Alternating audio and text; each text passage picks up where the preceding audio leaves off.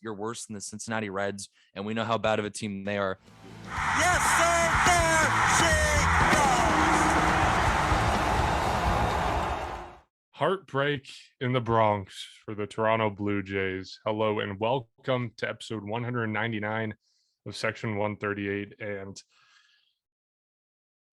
geez, I mean, it could not go any worse for the Blue Jays.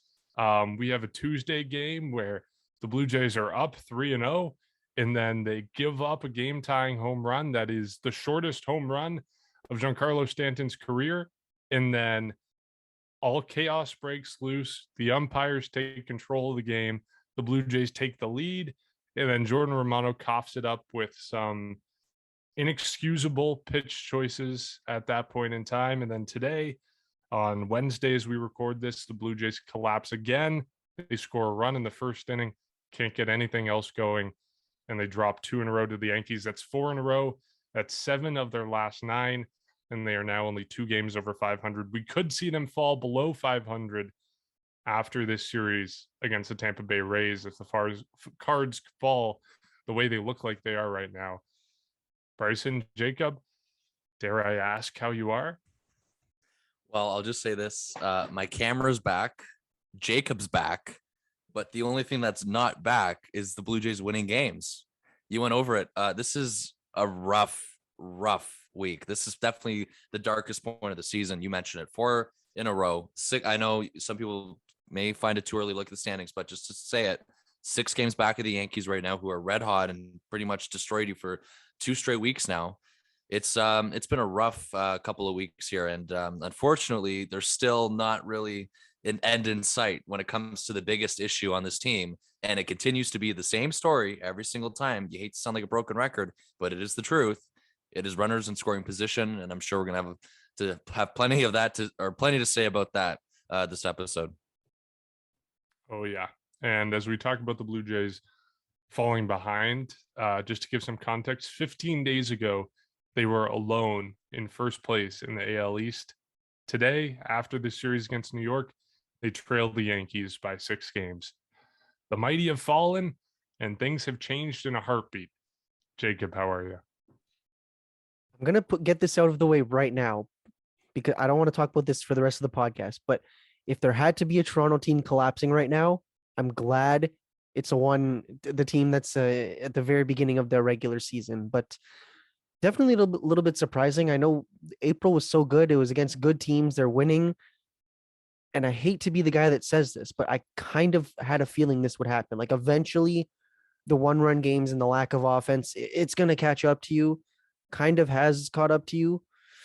Hey, you know what? May's not even halfway over yet. At least there is time to turn things around. And hell, Tampa Bay just it didn't do too well over these last couple days as well. I mean, they got no hit. I think it was just yesterday night. So maybe it's a bit of a turnaround. We'll see.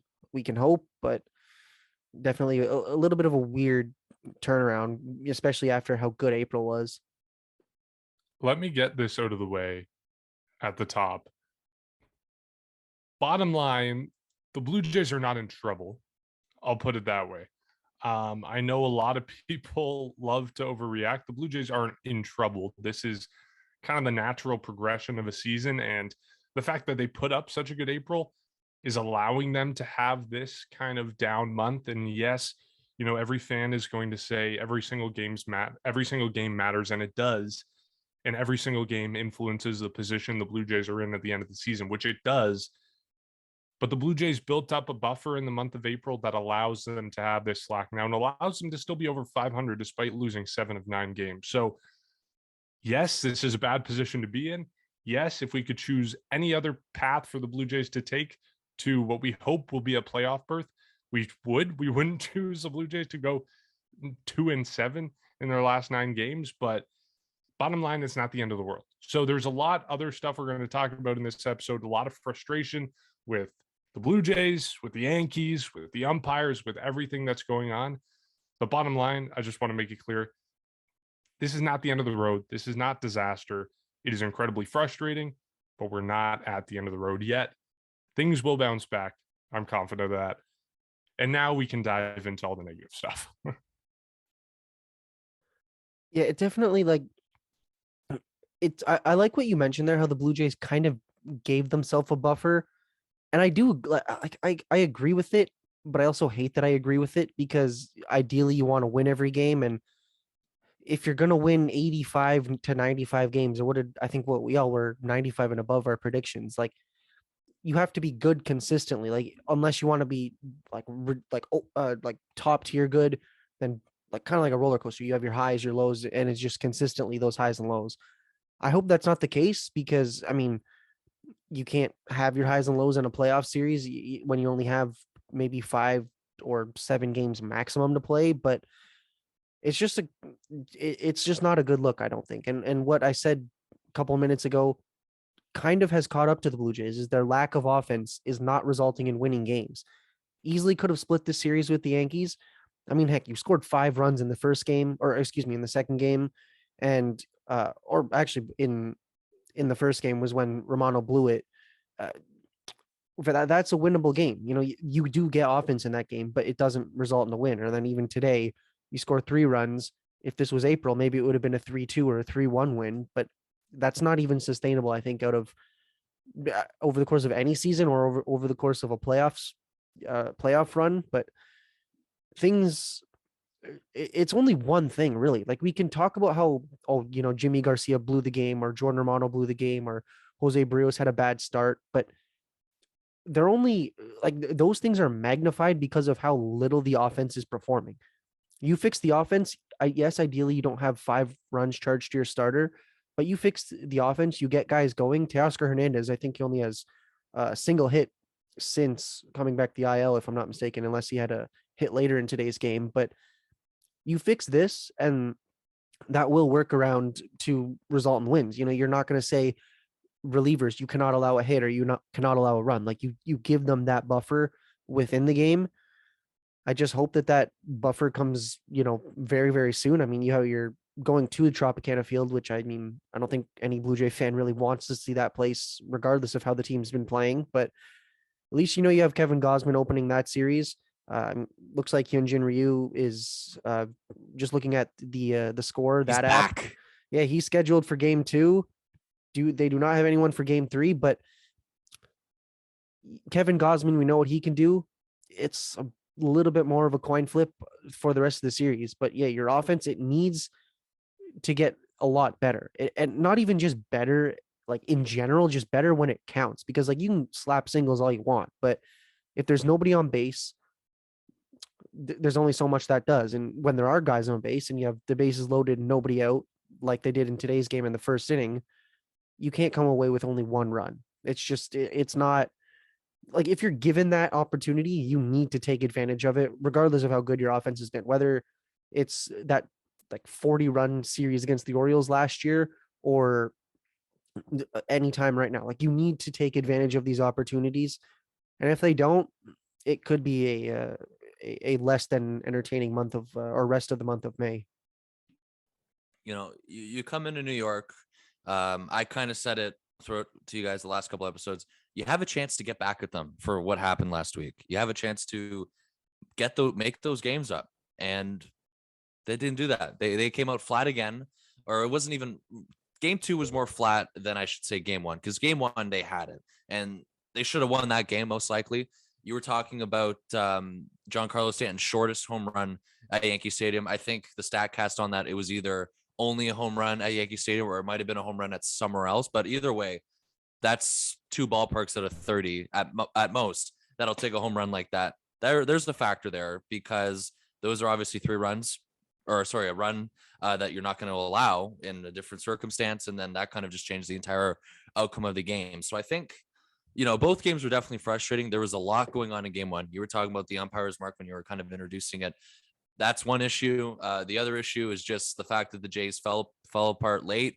And I think the problem with that, and I think the one thing also that kind of frustrates me a lot about that, is the start that you get from Yusei Kikuchi. Once again, that's 2 straight starts now. Yusei Kikuchi has had a quality start, not in terms of length, because he's getting to around 5 innings, but he's been pretty good with this stuff. And this is a game where notably the baseballs were kind of, again, not exactly up to par in terms of their standards.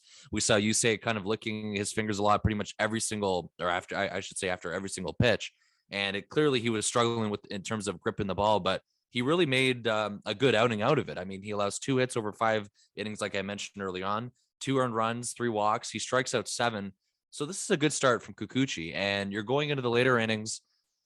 You have the lead, and we know what happens in the 9th inning. Mark, you said it in our group chat as to keep it as clean as possible. You're basically saying this is one of the main factors that happens when Jordan Romano, your closer, sits for a week. And that's exactly what happened. He came on in one of his first games in a while. There's a lot going on in his appearance. First of all, his command was struggling. His velocity was really down. I don't know if I'm sure you guys noticed that too. I think his fastball at certain times was only at like 94. For somebody who has a 2-pitch repertoire like he does, struggling with his breaking ball too, you can see the buildup to disaster waiting to happen when you walk the first guy, or you allow another base runner, and then you see Aaron Judge on deck. You don't like it in terms of what's going to happen in the future, or what the possible outcome is.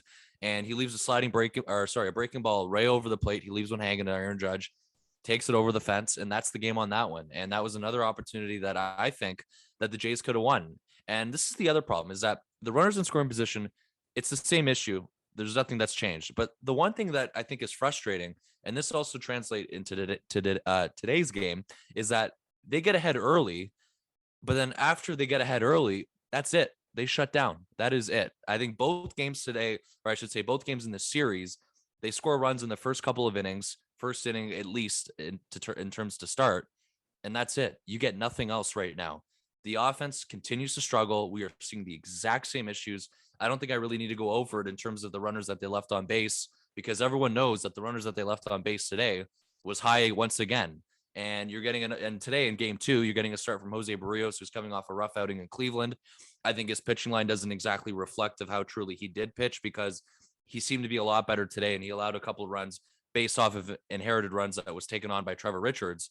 So those are kind of a couple runs where he allowed the base runners, but he wasn't entirely responsible for them coming around to score. So that's the other kind of frustrating part that I have with that one. But it's the same thing, is that when this team falls behind, you have no faith whatsoever that they're going to come back. And I think that you saw the same thing that happened in game 1, even though that was a walk-off. It was kind of more, I guess, of an example in game 2, because the Jays had the early lead once again. But when you lose it in the middle innings, when Gleyber Torres hits that 3-run home run, you just going forward for the rest of the game, it's not going to go well in terms of catching up, in terms of their hopes of catching up, anything like that. So I don't know what it is. We've been saying that for the past couple of months. There's just, we thought, Mark, we discussed this. We thought we saw signs, some early glimpses, nowhere near the end of the tunnel, I should say, but some early glimpses of them starting to kind of come around when they had runners on, because there was a couple situations in Cleveland, or there was the one game in particular that they won where they capitalized on that. And then the other 3 games that they played, you saw nothing. And Jacob, I'm sure you can attest to the same thing from what you saw. And that's the problem right now. And there's a lot of conversations going on.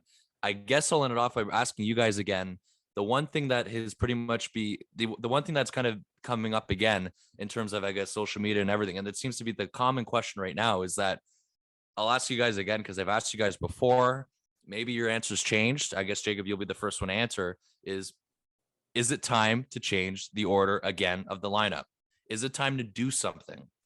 I don't know if you guys, in your terms of your opinion, is agreed, but I know it's something that's coming up a long time, or it's been coming up a lot over the past couple of days. And I should say today, the most part, to close off another series loss. So it's just the same story. I mean, you want to talk about this last 2 games, runners in scoring position, not there. The starting pitching has been carrying you the entire season. You've had some pretty good starts, as much as Barrios' line doesn't look exactly great on paper. You still have some really good starts, and I'm even referring to Yusei Kikuchi from game 1. And you fall behind late and you lose the game. And this is really the reason why the Jays are losing games. And it's no secret to anybody else. You're still 30th with runners in scoring position, and nothing has really changed. You have a lot of guys that are cold right now, really, besides George Springer, Bo Bichette, who's been on a tear this month. You can even throw Santiago Espinal in there. Those are 3 guys right now that you're really confident with at the plate. Vladdy's slumping. Teoscar Hernandez is still getting his feet wet. We know he's still kind of working his way back from injury. The other guys aren't hitting right now. And I think another guy that has really disappeared, and a guy that's fallen out, and we've been raving about this guy throughout the entire month of April, is Lourdes Gurriel Jr. He's another guy that's gone missing at the plate. It's not exactly an ideal situation right now when you have only two guys at the top of the order that are hitting the ball really well, and then you have a guy at the bottom of the order like Espinal, who is somebody that's also been very reliable. Other than that, you don't know what you're getting, and pretty much what we've been getting in terms of success is nothing. I mean, the numbers have been dipping, and it just continues to be an ugly scene in terms of this offense. I'm gonna be honest. I said this maybe 2 or 3 series ago. I said that you need to change the offense if necessary. It's necessary right now. You mentioned pretty much everyone's struggling. Matt Chapman, another guy, I think I mentioned him. I might have mentioned him on air. I know I mentioned him off air. He's a guy that's hit second for Oakland a lot. I don't see why you don't change him now or move him up in the order. Now, obviously, this was when Bo Bichette was slumping, but maybe you put him fourth, third, and then you move Guerrero and Hernandez down. I'm not sure. I'm just putting stuff out there. It's not basically what I'm saying is it's not unreasonable to at least entertain these conversations because 30th in runners in scoring position, like if they were 20th or 25th, I could say, okay, at least they're okay-ish. Or if they were among the top half, I could say, okay, well, it's not that bad, but like you're the worst in baseball when runners are in scoring position and you're not scoring runs. You've won a lot of games this season so far, but the vast majority of them came from the first like 4 or 5 weeks of the season. And it's I'm not saying it's time to hit the panic button and call up prospects and make trades. Absolutely not. Like you have on paper one of the best rosters in baseball. Work with what you got, change things up a little bit. You at least now have Teoscar Hernandez back, so it's not like we can say when he comes back, he's back. But if things aren't necessarily clicking, I don't see why you don't. I'm not going to say make ridiculous changes, but why you don't make any type of change that might seem a little odd at first, but give it a shot because it's clearly it's not working now. The offense really hasn't been good all season at all. They just have kind of gotten away with it early on in the season, but now that you're not getting away with it and it's not just a one-off or a one series, like you're consistently starting to lose games. I really don't see an argument against keeping the lineup the way it is. Sure, if you want to change the lineup, go ahead. I just don't know if it solves anything for the Blue Jays. I I just don't know what it does. Like I understand the allure of thinking something is wrong and trying to fix it somehow. And I understand the fact that, yeah, you might get better offensive production if you move Vladdy into the number 2 spot. Yeah, you might be able to get some other guys going like Lourdes Gurriel Jr. if you move him to a different spot in the lineup. I understand that that's a possibility and that could happen, but I really don't see it happening and I don't see it solving anything for the Blue Jays. To me, this is a problem with approach, and it's as simple as that. And I'm not a baseball coach, so I'm not going to tell the Blue Jays how to solve that problem, but I think it's pretty obvious. The numbers with runners in scoring position are among the worst in baseball. Today, they left 9 guys on. They were 0 for 9 with runners in scoring position. That can't happen when you're trying to win a pennant or when you're even trying to compete in the AL East, let alone a pennant. If you're trying to beat the New York Yankees, you cannot go 0-9 with runners in scoring position. And to me, that's all you need to know. It's the fact that the Blue Jays aren't hitting with runners in scoring position. Something has to change. And, we can kind of question what happened, what changed between the month of April and the month of May. And I think the biggest change that you'll notice is in bullpen performance. You look at the splits, the bullpen in the month of April had a 3.8 ERA in 87 innings of work. The month of May, the bullpen had a 5.9 ERA in 29 innings of work. So to me, that's the biggest difference comparing, starter ERA has gone up by a hair. It's gone up from 3.7 to 3.9. Not a significant difference. That's not what makes the difference between going 14-8 and going in 2-7. And kind of the same thing with the offense, although not to the same degree. OPS in the month of April 724, OPS in the month of May 611. So a little bit of tick down there, and obviously the huge tick up in the bullpen performance. And to me, that's what it boils down to. I don't think shaking up the lineup fixes that problem, and I don't know. I just don't see it as a solution. I know it's incredibly frustrating to watch, and we've spoken about this week in and week out, and every single time we come back here and we ask ourselves, what's it going to take to get the offense going? I don't think it's a lineup shakeup. I don't know what it is, but I don't think it's a lineup shakeup. I guess it can't hurt, but at this point, I don't think that's the solution. See, I don't know if it's like a definite solution. I just think it's worth a shot. Like, who knows? Maybe it doesn't work and maybe I'm completely Yes. wrong. Yeah, like that's really the only thing that I can say is it's like what's working or what you have now is not working.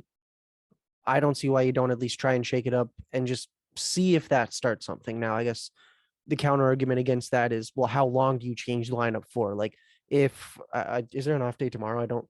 Yeah, so there's an off day tomorrow on Thursday. So Friday's game, if you change it up and they lose 4-2 or something like that, do you say, oh well, lineup, that change didn't work, or do you wait that series or a week or something? Like that's the only thing that's a little bit tough when it comes to lineup shakeups. It's have you given that lineup enough time to really let that shakeup take effect? But I don't know. I think it's at least worth a shot. Maybe it doesn't work. Maybe it minimally improves the offense, but when you're dead last and with runners in scoring position, I think really anything could be worth a shot.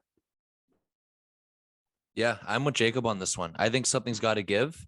It's not going to be an indefinite solution. It's not going to be the reason for something changing, but you can only sit back and watch the same thing for so long. Like, I think you got to work at it. And I think you got to try and find ways to get out of this. It's not going to be, again, it's not a clear path out of it, but you got to show that you're trying to, you got to try new things. Like when something's not working, you fix it. And that goes with everyday life. Vladimir Guerrero Jr., you're not comfortable hitting second. Maybe you need to hit second right now. Bo Bichette, they have the luxury now because Bo Bichette's starting to hit the ball really well. He's another guy that had a really good day today at the plate. Opposite field singles here and there. We all know May's been his month, even going back to the end of April. You can maybe afford to move him down now into the lineup. He was very comfortable at cleanup. Mark, you said it too a couple weeks ago that you like Bo Bichette hitting cleanup. Teoscar Hernandez, maybe you move him to 3. I think you have other options here, and you have options that you can kind of try and maybe entertain. Again, it's not you do it, everything's fixed. But I think you got to try and show signs here that, you got to try and work through this. Charlie Montoya, you got 2 off days this week. They haven't had off days all season so far. You finally have 2 off days in a week. Think about it. I mean, you really got to think about it. I know it's early in the season. I know that. I know a lot of people are saying that. But of course, there's also the argument that people love making is that the Jays missed out by 1 game, blah, blah, blah. The point is that these divisional games are important, and you can't be losing every single series to a team like the New York Yankees as much as they've been red hot. They've been the best team in baseball over the course of the past couple of weeks, them and the New York Mets in their respective leagues. Okay. But the New York Yankees are still a team that the Jays are still a team that coming into this year was expected to be better than the Yankees. The Jays are expected to win the AL East, but something's got to give at this point. A lot of things can happen. I think at the end of the year, we're all going to kind of look back at the start time and kind of laugh it off, which is probably going to happen because it just seems almost impossible to predict that this is something that's going to last the entire way. But you still should try and entertain the idea of getting yourself out of this. My opinion on it's changed because at first I wasn't exactly sold on it, but here we are another couple weeks later and nothing has given. Like there's been no signs of movement. We saw it. We thought we did. And then it kind of reverts back to what we've been seeing all year this week against the Yankees. You have a tough weekend coming up. We know what Tropicana Field does to the Jays in terms of just the house of horrors. I mean, we don't have to go over that. We know that they have a tough time winning games against the Rays in Tropicana Field. It's an important 3 games. Mark, you said it right off the top. The Jays could possibly be under 500 going into next week if things really go bad this weekend. That's obviously the last case scenario, the worst case scenario. We don't expect it to be that way, but it's not impossible to go that way. It's just, why not? Why not think about it? Why not maybe try it out? Try and do it while not panicking your clubhouse. Talk to your players. I don't know. I mean, Charlie Montoya is a guy that is a player's manager. He talks to his team a lot. We know this. I don't see the harm that it does that you at least attempt it. Why not? Because you're only going so far here where you keep looking on and seeing the same result. And I think that's the frustrating part for all fans. And I think obviously that has a lot to do with it, but the results are there. I mean, 30th in the league in runners in scoring position. That means you're worse than the Cincinnati Reds, and we know how bad of a team they are. You're worse than the Orioles. You're worse than the Diamondbacks. These are all teams that like you should be levels ahead of in terms of certain categories, and in terms of runners in scoring position, that just hasn't been the case. So I don't know. I don't know how serious it's going to be. Maybe we see the same lineup on Friday. I would still kind of think if I had to choose between the two, you still see the same lineup on Friday. But I think we're getting closer to the point, and it's what Jacob was saying, is that you have to try and at least entertain the idea of maybe thinking about it. Maybe head to that direction a little bit, or maybe just at some point this weekend the bats come alive and you don't have to do it. But I just think you're crazy if you completely rule out the idea that it's a good thing, or you have to, I think you should just at least try and consider the idea. So when do you make the move? If you do change up the lineup, when is it? I would do it Friday. Exactly. Friday. Would you? Yeah, I would do it Friday. Well, it depends on how big of a shakeup it is. Like maybe you just put, like, say I mentioned Matt Chapman. Maybe say you put him second and then Bichette third. Maybe that's all it is, and you do that, then like Friday's perfect. But if you're thinking like a massive shakeup, which even then, like there's only so much you can do. But if you're thinking that, then throughout the series, I would say. To me, the only way I could get behind a change like this is if you wait to, I think, at least the start of the series against Seattle until after the series against the Rays. Because to me, you just already had a big shakeup, and that's Teoscar Hernandez coming back. Like, let's not forget, we are 4 games into the return of Teoscar Hernandez. He played the final 2 games of the Cleveland series, and now this series. That's nothing. I mean, the guy was out for 3 weeks. He didn't swing a baseball bat for 2 weeks. He's still working his way back. And to me, that is the big shakeup that has been made in the past week. And we're still waiting to see the results of that, but we can't change the lineup right away. They haven't given it enough time to see what Teoscar can do. And to me, they need to give it longer. I know it sounds weird to say that, given how much struggles the Blue Jays have had and how much they've been unable to hit with runners in scoring position all season, but especially these last 2 weeks. But to me, the big shakeup was Teoscar Hernandez coming back, and it's only been 4 games since then. So you got to give it longer. You got to give him time to settle in, the rest of the lineup to settle into him being there. I think you give it to the end of the Rays series, and then sure, yeah, I'm on board. If the offense still isn't clicking, you have nothing to lose at that point. And I think, like, yeah, the argument about setting panic off in the clubhouse is a potentially valid one, but right now, like, I don't think the offense or the clubhouse can be in any worse position than it is right now. After going 2-7 and being unable to score more than 2 runs, it seems like, in every single game, I'm pretty sure the offense is just as desperate as the front office is right now, and they are looking for a change. So I'm not concerned about the panic it sets in. I just think you already had your big shakeup with Teoscar Hernandez coming back. Give it 3 days. Give it 3 games until Sunday, until after this series against the Rays. If that doesn't work, sure, change it up, see what happens. You have nothing to lose at that point. But to me, you got to wait until then. And even then, I'm not going to be out there picketing for this change. I still think it's kind of hogwash, kind of, I don't know what the right word is, just things behind the scenes that don't really actually matter on the baseball field. I don't know. I don't know what the solution is, bottom line, but I don't think it's changing the lineup. But even if it is, wait 3 more days. That's honestly, you know what? You bring up a good point with the Teoscar Hernandez stuff, because that's true. That's 30, 40 home runs that you missed out. Oh, not missed out on in 3 weeks, but that's a guy that can hit 30, 40 home runs that you missed out on. Obviously, it's going to take him some time to get things going. He did obviously miss a lot of time. It's a fair criticism. I think if there is any shakeup in this series against the Rays, whether it's Friday's game or at all throughout the weekend, it'll be like one guy gets switched, or maybe you swap, or you move up Chapman just to see if you can get him going or something like that. But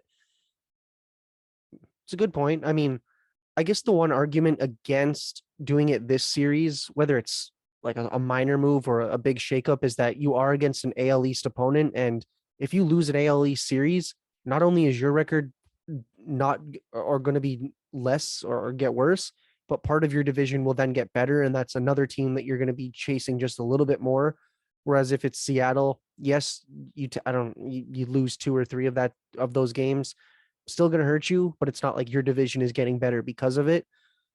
I just think it's worth a shot to take any type of movement, whether it's very small, whether you move one player up and then another player down. I think it's worth a shot. And I think we're all kind of scrambling for answers because the team has gone from first in the AL East to just barely holding on to that third spot. I think they're at now. But so it's, you don't want to make it sound like it's panic time, but it's like pre-panic, if that makes any sense. Like the last thing you want to do is let this go on for the rest of May. And we've seen it time and time again. Like I know these are completely different eras of Blue Jays, but like back in 2014, almost a playoff team except for that one awful April or that awful August. Seen it, the Blue Jays were not good, not great for the first half of 2021, ended up hurting them. Like you don't want this streak of struggling to really in the end be one of the reasons why you potentially miss out on the playoffs. And I'm not saying it will. Like obviously if the team once it clicks, it's fair to say this is a juggernaut, but right now when the team is not clicking, it's not doing what it needs to do. I think it's fair to at least to make some type of movement. Yeah, and just to make it clear is that we still aren't at that panic stage. So, pretty much Very what far is from it. exactly. And right now, you're just kind of at the frustration point, and it just goes back to how good of a team we know that they can be when everything kind of clicks. And I think that's the problem, and that's obviously what's holding them back right now. And for me, I just for what Jacob, I guess both of us were saying about Friday is that it's just that I don't really know what else like you have to see. Like this is a team, Tampa Bay Rays, who pitch well against the Jays. So either way, I'm fine. If it lasts throughout the weekend, worst case, and it goes on the next week before you make that move, I'm fine with it. I just think that we're getting closer and closer to the point where it should be discussed. And if it happens throughout the weekend and nothing changes, then at least you know for sure. But if it, whatever, I'm fine with whatever happens throughout the week. Ideally for me though, it would be that Friday. And I thought another good point that you brought up, I think it was you, Mark, is that you were talking about the bullpen as well. And it hasn't been smooth sailing like it has been, I guess, when it was in April. A couple guys here and there aren't having the greatest appearances. We know Adam Simber kind of has had a couple shaky ones. Trevor Richards has had a couple shaky ones. Tim Meza had a couple hiccups in Cleveland. So this is kind of something that we haven't seen throughout the month of April. And I think maybe, I don't know. I don't want to say the bullpen over exceeded, but I'm just saying is that this is something that's very noticeable as we head into the month of May. And I really, really want to know, or I do wonder what was going on with Jordan Romano on game one, because we were talking about it a week off. Maybe that's the reason why, but the velocity was way down. Like 94 is not compared to 98, 99 like he usually throws. His stuff was not there. And that's essentially one of the reasons for the meltdown. What happened in game one. And Mark, it goes back to what we were saying too a couple days ago, is that it's so noticeable because of how much the offense isn't performing. And for the bullpen, maybe it's catching up to them that they're always coming in when it's one run. I don't know if it's a mind game with them. I don't know if they're fatigued. I don't know what it is, but I'm not really concerned with them right now either. I just think it's maybe a little bit of a hiccup. The bullpen's going to be getting reinforcements. We know that, Jacob, you mentioned off the top, is that Hyun-Jin Ryu, it will be back on Saturday, which moves Ross Stripling to the bullpen. We know that Nate Pearson's on his way back. So there's going to be a couple more, I guess, internal reinforcements coming to that bullpen. So it's just something that I think is interesting to monitor, as much as we're not really concerned about it, is that it's becoming more noticeable. There's a couple of hiccups here and there, and the starting rotation has been status quo. So it's crazy to believe that at this point into the month of May, pretty much everything going on with the team is the exact same as it was in April, is that it's just being held back majorly by this one thing. And, just the longer it drags on, it's obviously more frustrating, whatnot, but it hurts losing these divisional games. You lose twice in 2 weeks to the Yankees. Like, this is a team who, if you go back to last year, as much as it's obviously a different year, is that the Jays performed really well against the Yankees last year. And these are games, or winnable games, that you could have had, especially game one, and especially a couple of those games last week, even though they got pretty much outplayed for majority of the game. You can't really say otherwise, because that's pretty much just what happened. And the Yankees have been the hottest team in baseball. But these are just games that you want to win. You want to have the upper hand for. It is too early, I guess, to read everything by the standings. But I just think that you don't want to fall too far behind. And I think it's still way in reach. I'm not saying it's completely done or whatever, but you just have the Rays now for the first time this season too. It just concerns me a little bit because of their history at Tropicana Field. I don't know what to expect this weekend. Something's got to give, and that's all I'm just pretty much trying to say. You mentioned how hot the Yankees have been. I'm going to ask a question to you guys. Is this 7 out of 9 stretch only because they've been playing the Yankees? I mean, they've had now 5 of their last, 9 games have been against the Yankees. Is that the reason for this bad stretch? Can we chalk it up to that? And hopefully, they go to Tampa Bay. Tampa's 19-13, so still a very good team, but not, best record in baseball good. They play Seattle, they play Cincinnati, they play St. Louis. Will things get going then? Like, is this just something that we could chalk up to the Yankees, or unfortunately, is there more to it than that? See, if you're looking at it as a Yankee thing, and I know this is way too early to talk about this, but if you're in the playoffs, you're going to face the best teams. And, say it is the Yankees, or, you're in the World Series, it's the Dodgers or whatever. You're going to face those teams that are good teams, and then they just kind of go on a roll. It's an interesting point to bring up because it's true. Like the entire season, they've just had good opponents minus Cleveland and, the first 2 series, Oakland and Texas. Neither of them are very good teams, or were very good teams at the time. But I don't know. I think that the Yankees are having a randomly and ridiculously good stretch right now. I guess you can look at it that way, but at the same time, if you still have to match teams like that, I think is the best way to describe it. You're going to face the good teams all season long, and when you get to that final, what is it, 14 now or whatever it is, when you get to those final teams, it's not going to be a team that's bad or that's under 500. Like, it's going to be the best team. So at least they've won. They've proven that they can win against good teams most of the season so far. Just a little concerned that this patch has kind of shed light on the weaknesses of the team. And hey, at least now they have the knowledge of what they need to work on. Let's hope this series against the Rays goes a lot differently. And who knows, maybe you are 100% right on that. I definitely do think it's part of it. I mean, you can't rule out that you've been playing the hottest team in baseball for the past couple of weeks. The very first series of the year at Yankee Stadium, it was a 4-game series that they split. We all know the next time the Jays saw them in Toronto was a much different team. That was before the Yankees caught fire. We saw, if you want to compare the schedules, the Yankees had a lot of easier matchups. They had the Royals, they had the Orioles. Probably maybe one of the factors for them getting going. You're not seeing the greatest pitching. You're seeing some good pitching because obviously every team's got at least a couple good pitchers. But all I'm saying is that's probably another reason for their momentum boost, or kind of where it started for them. The Jays, on the other hand, we know what they had in April, and you're running into the hottest team in baseball twice in a matter of 2 weeks. Probably definitely a factor, but it's not the main factor. I mean, you lose a series in Cleveland that you thought, I guess everyone going into that, they were going to at least at worst split, but I think everyone was expecting a series win as well after that. So as much as that's the case, you still, there's still winnable games that these guys had against teams like the Guardians, and then maybe a couple series before that you probably could have won. And that's what I think. I think there's just a lot of factors going on here.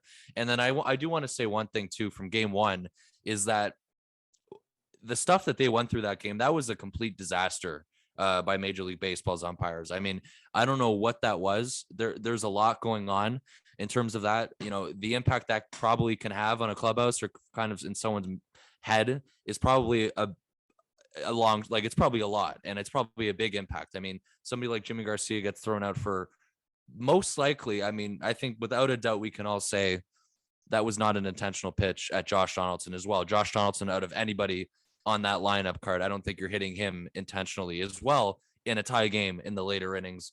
You see ejections without warnings. You see Charlie Montoyo ejected after that. Just a lot going on behind this, or I shouldn't even say behind the scenes, but there was a lot going on in front of you that was really out of your control. So as much as the Jays should have had that game, as much as you blew it later in the game, there was that incident throughout the middle part of the game where I think maybe that had a little bit of an impact. I don't know entirely how much it did, but I do think, going back to your question, Mark, it's got to have some sort of an impact that you ran into the hottest team.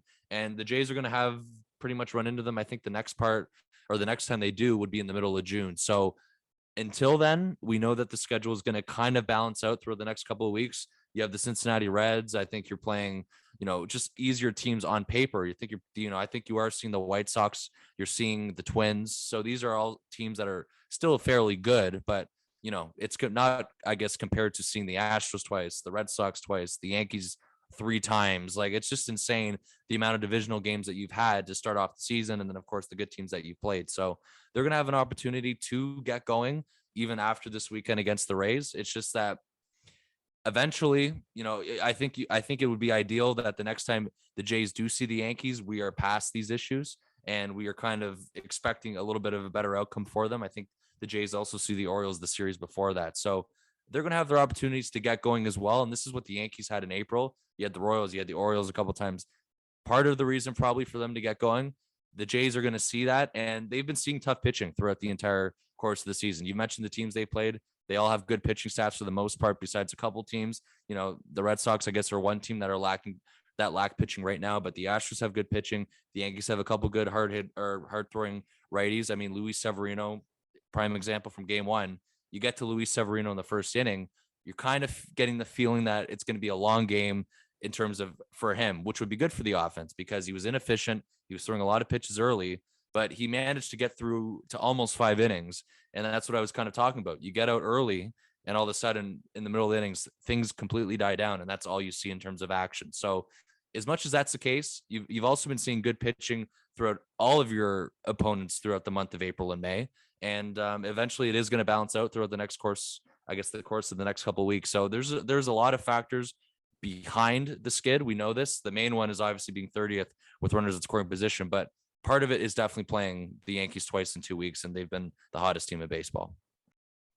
Yeah, I think I agree with you, and not with Jacob, to be honest, that the Yankees are a big part of it. Obviously, not all of it, as you mentioned. Runners in scoring position. They were playing Cleveland, and they couldn't get something done against the Guardians. But I mean, the Yankees aren't just a good team. They are scalding hot right now. They have the best record in baseball. They went on a 11-game winning streak. They have won 8 of their last 10. Teams don't come hotter than the Yankees right now. And the Blue Jays, on the other hand, are at a position of vulnerability. The offense has never really gotten going this season. The starting pitching is being strung along and trying to do the most it can. But eventually something has to give. And if it's not going to be the offense, it's going to be the starting pitching. So I think part of it is the fact that the Blue Jays have faced a team that is out of this world right now in the Yankees. Not all of it, but I think that's part of the conversation. I guess just to wrap it up, we have to talk about the umpires. There's nothing we can add to this conversation. Everyone saw what went on. And everyone knows that it was BS. And I don't know, there's not much more to it. I think the biggest tell of the fact that it's BS is that Charlie Montoyo was not suspended a game for having his pitcher ejected for hitting a batter. That's common protocol, common way things go in Major League Baseball. That didn't happen. And I think, if anything, that is a glowing indication of how suspect Tuesday's game was and the decisions by the umpires. So everything that's already going to be said on this topic has already been said, but yeah, it was BS. The worst part is robot umpires won't even fix that problem. Like, robot umpires will fix the strike zone, but man, the fact that you can consistently be this wrong on so many occasions, and this is a judgment. This is youth just like assuming that because Josh Donaldson and Tyler Heidemann had like a cat fight 2 hours earlier, that the Blue Jays want to intentionally hit him. And it's like, it's head scratching. It's ridiculous, I think. And like you said, Charlie Montoyo, he was in today's game. If I'm the umpire, I'm thinking, Jesus, like how bad of a call did I actually make in this situation? And I don't know if it was on this podcast if we said it or if I was listening to it on a different channel, but I heard somebody say that in a certain soccer league, I think it's like MLS or something like that. Like if a referee League, I makes, think. yeah, if a referee is bad, they get like demoted to a different league. I don't know why Major League Baseball hasn't at least considered this and at this point adopted that, because or some type of punishment, like whether it's that or as actually, yes, this was on our podcast because I remember bringing this up right after it, whether it's having the umpires give like a press conference after it, say like, why did you make this call, or like go back and tell us how you were thinking during this play or whatever. Like do something to improve the officiating of $1 billion industry. Like I'm not saying that we need to have people bet on the games and be like, oh well, the umpires are ruining my over under on this. Like, no, I'm just a fan that wants to see a team play fairly. And if the Blue Jays are going to lose, I'd rather them lose because they got beat and not because the umpires don't know how to call a game. And that's all I really say there, because it's, I'm sure we'll have this situation in the future, whether it's arguing and complaining about balls and strikes, and it'll happen. I guarantee it. But last thing I'll say, why is your first response to just eject somebody the second anything happens? Like, I get it if the umpires or the managers or a player is over the top with what they're saying, but just like arguing or saying like, hey, why did you do that to my player, should not mean ejection. It's, to me, that's just wrong. Yeah, and that's where I was going to go with it, is that because there's only so much you can talk about the actual, I guess, what happened. There really isn't any other counter argument you can make other than it was BS. Like I don't see how anyone's really arguing that. I think if you ask any Yankee fan what was going on too, they'd probably say pointless ejection. Why would you try and hit Josh Donaldson in a tie game? It just nothing about it makes sense. But what I was gonna go at it, or kind of go with it, is what you did, Jacob, is that it's just umpires need to be held accountable. I don't know what else there is to say about that. And it was Mark who brought up the idea, or kind of mentioned the soccer thing. And I love the idea. I mean, I just think you got to be held accountable for it. And, at the end of the day, too, is that these guys, or I should say us fans who go to these games and spend money to go to the game, we're not there to watch Cowboy Joe West. We're not there to watch Jeff Nelson. We're not there to watch Angel Hernandez. Like I can go on and on about umpires who have, in terms of a reputation, not the greatest one. Ron Culpa, another one. I don't even know the guy, the crew chief that ejected Charlie Montoyo in game one. I can't even remember his name. What does that tell you about how much we care about umpires going to the game? With all due respect, I know it could be a hard job, and I know, all the if, ands, or buts, but we're not there to watch umpires. And it just seems that they love finding their way to make their moment, to have their moment. There was another incident. It wasn't with the Jays, but it was within baseball last week. I can't remember the umpire's name, but it was with Madison Bumgarner, checking for sticky stuff at the end of the inning. Dan Bellino. Wasn't even looking at him, looking straight at his eyes, waiting for a reaction. And this is the same umpire who had the same incident with Jose Bautista a couple years ago. I don't remember the exact year, but it was also a thing where I think it was at the end of just a strikeout at the end of the inning, changing positions, going into the field, a complete stare down, just waiting for him to act in any sort of way to give him a reason to eject you from the game. We're not there to watch umpires. Stop trying to have your own moments and pretty much ruin the game in terms of it being fun. I mean, it took a lot away from game one. I don't know if it would have changed the outcome of the game, but it definitely had some sort of impact on it. I mean, you completely change your plans. You lose Jimmy Garcia after one pitch. You have to go to your bullpen again. It's just a ripple effect that happens, but it really does tell you, especially a league like Major League Baseball, who doesn't have the greatest reputation. We all know that. The fact that they didn't even suspend Charlie Montoyo, like, what does that tell you? And that is standard protocol in terms of being ejected after your own pitcher gets ejected for throwing at somebody. That wasn't the case today. Umpires need to be held accountable, and I don't really think there's any other argument that you can make, and really nothing further to add other than that. Yeah, I think the Blue Jays still lose this game without all the umpire shenanigans. I don't think like those are two separate events that, as tough as it may be, we do have to separate. And I know people are, I think, kind of confusing the two things, confusing complaints about the umpires with the fact that what happened in the ninth inning is entirely Jordan Romano's fault, to be honest. I think they're two separate things, and the Blue Jays lose that game regardless. But man, I mean, it is an unbelievable double standard to be watching this game and to read the quotes from the umpires after the game. To be clear, umpires, or at least the crew chief, is sometimes available for comment after games. So I was listening to Blair and Barker and Jeff Blair, obviously covering the Blue Jays and the Expos for a good amount of his career. He said that, yes, it's usually a guy from the wire service who goes down and gets the umpire after a controversial decision is made. But it is totally different than the level of accountability that players are held to, the level of accountability that front office staff and managers and coaches are held to. It's one player with, or one reporter with a recorder, as opposed to a camera and a press scrum, and it's just a total different level of accountability. Anyways, back on track, talking about the double standard.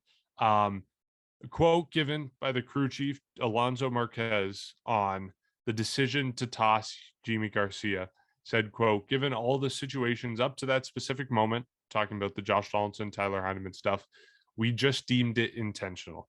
And when that happens, we have to inject and or give warnings, but we have felt ejection was the way to go. Compare this to what happened soon after when Bo Bichette was met with chin music from Jonathan Loizica. The umpires, in response to why they didn't toss Loizica after warnings were given to both benches, they said that was the reason for no action taken. It wasn't deemed intentional. It was just a pitch inside, which they can still do, pitch inside all they want. It's just such a glaring double standard, especially after Jimmy Garcia threw a pitch up and inside to Josh Donaldson, got it for a strike, and was going back there with the second pitch. It's an unbelievable double standard, and I can't agree it. And I can't believe it happened. Or I guess I can believe it, given the state of umpiring in Major League Baseball right now. But yeah, I guess the last thing I'll say is, you know, the test of a good umpire is whether you know their name or not. If you know their name, they're a terrible umpire. And Alonso Marquez is slowly making his way up the list as an umpire that we all know the name of. And Dan Bellino, Madison Bumgarner, that guy, Dan Bellino is certainly on the list now. Yeah, it's getting me riled up. I don't want to talk about it, but it's something else. It's actually really funny. You said the more you know an umpire, the worse they are. Like, as an umpire, you do not want to be known. Like, you want to just sit there and call a game. And it's not fair if you're just consistently allowed to make these calls. And okay, fine. If you're making a bad call one time, that's on you. But if it's consistent and it's league wide, I think that's more on the league at this point. Like, yeah, there's only so much you can do. You can't say like don't eject umpires or don't eject managers unless they say like a bad word or something. Like, it's not like the league can institute that type of rule. But I just it's on the league now at this point. Like, you cannot have umpires misrepresenting baseball and then just getting away with it. It can't happen. And that reason that you brought up about why Garcia was thrown out, but the Yankees pitcher wasn't. You can throw inside. You can also hit a pitcher or hit a batter. Like, you can throw it to a fan. Like, there's a million things you can do. But throwing it up and in, it was a fastball, if I'm not mistaken. Like, it wasn't a curveball that just was let loose by accident. Like, you don't get it up there, up and in on a righty without intentionally doing that. And so, or at least to some extent, intentionally doing it. So at least he didn't hit Bichette, didn't hit him smack in the head, which could have, been disastrous. And that would have definitely been a bench clearing brawl. But thankfully that didn't happen. Unfortunately, the umpires just miscalled it. Can't happen anymore. I think it's more on the league now. Like, yeah, the umpires need to be better, but they've proven that they're not. at least going to attempt to be better. So it's got to be on the league from my perspective. Yeah, I'm just trying to think other umpires that I know of which have historically been brutal. Did we mention Vic Carapazza? He's one. He's There was Jim he's Wolf. terrible. That's another one. One guy around, I guess, all of baseball, and he's very famous for taking away I can't remember his name on Detroit. His no hitter, Jim Joyce. I know he retired, but tons of names out there. I'm sure there's a couple others that I'm Dale missing. Scott. But yeah, Dale Scott. That's He's the another one. he's the only. I was gonna say he's the only He's a good good one. umpire. Yeah. He's the Yeah. only umpire that I know that's good, and then I actually know his name. So I'll give him That's credit true there. in terms of being known by names. Yeah. So there's lots. I mean, it sucks. And I think that, well, obviously what happened with Bichette, the Jays weren't mad at that. They were just looking at the umpire saying, double standard, what you were saying, Mark. You can make the argument that both pitches to Donaldson and Bichette were just as intentional as they were. Like, they both had the same meaning, and that wasn't to hit him. That was just to go inside. And it also comes afterward where Jimmy Garcia, and even into today, was complaining about the state of the baseballs and not being able to grip the ball. I know you don't want to use that as a complete excuse for what happened with his outing, but it's also been known throughout the game. We had a discussion about it with Alek Manoah on the weekend in Cleveland. He had the same thing. Clearly, pitchers aren't having the best grip with baseballs this year. I think it's pretty well known throughout the game.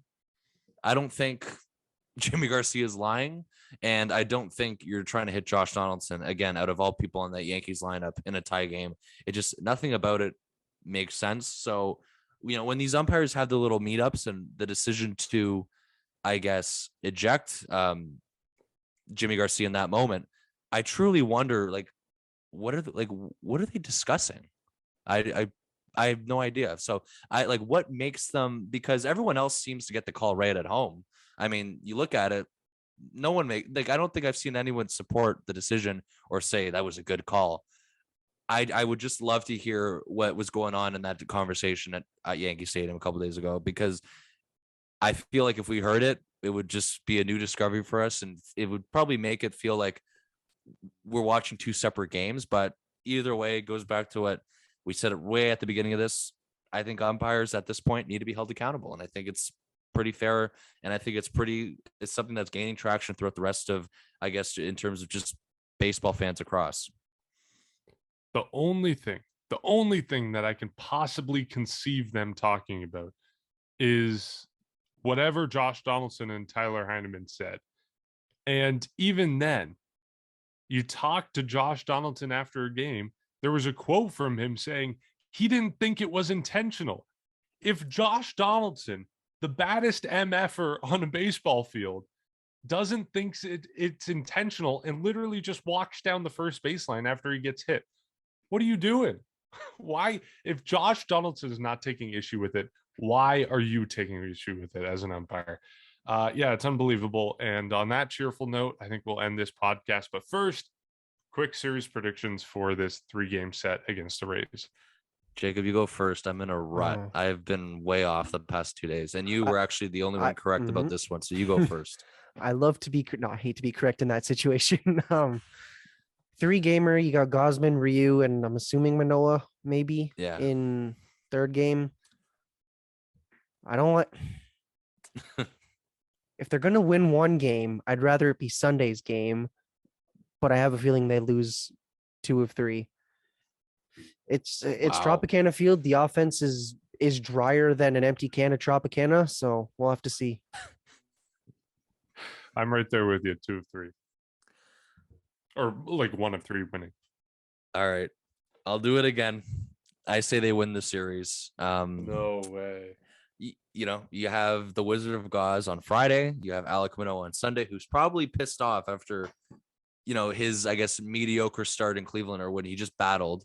Saturday is the huge question mark, because, again, if you're a Jays fan and you think you know what you're getting out of Hyun-Jin Ryu, you're lying to yourself. We're at the point where we don't know what we're getting out of him. He's back. He is supposedly healthy. I guess we'll wait to find out, but the Hyun-Jin Ryu experience is always kind of a treat. So we'll see what happens with that. But you got Gosman and Manoah Friday, Sunday. As much as they can hit, the pitching has been carrying this team in terms of winning games, and I guess all around. I guess that's the one thing that's going to remain constant, in my opinion, in this series. We'll see. One of these days you'll be right. One of these days there'll I was actually I be a was I was series right win. before the Guardian series, I remember. But yeah, I'm very optimistic, I guess, even though it's hard to be right now. That makes one of us. Okay. Well, we'll see what happens. Blue Jays not doing well right now. As always, you can find us on social media. That's at Section 138 Pod. You can support our podcast by giving us a rating and review on your favorite podcatcher, especially Apple Podcast and Spotify, which recently launched its own rating system. And as a final note to end this podcast on, we have an exciting announcement coming over the next couple days. So make sure to stay tuned to our social media so you don't miss that. And with that, looking forward to this series against the Rays. Can't get any worse. We'll catch you then.